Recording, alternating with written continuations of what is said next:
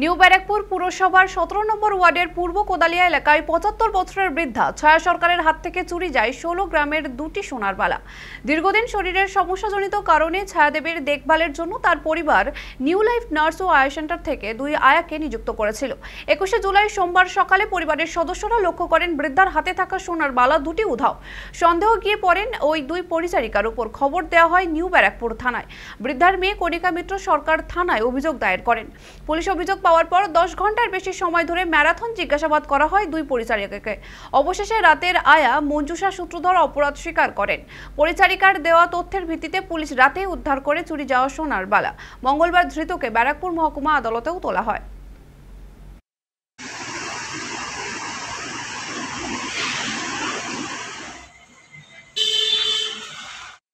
দিনের বেলার আয়া যখন এসে প্রথমে মাকে আর কি তুলতে গিয়েই দেখে যে মার হাতে চুড়ি দুটো নেই।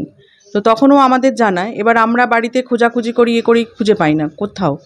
তারপরে আমরা থানায় ফোন করি। আয়া সেন্টারের মালিক এসে ওর কথা বলে যে 1.5 বছর আগে ওর একটা এরকম আর একটা কেসও এরকম ঘটিয়েছিল লেক টাউনে আর কি। সেখানেও এরকম প্রায় 1-1.5 লাখ টাকার গয়না এরকম চুরি যায় আর কি।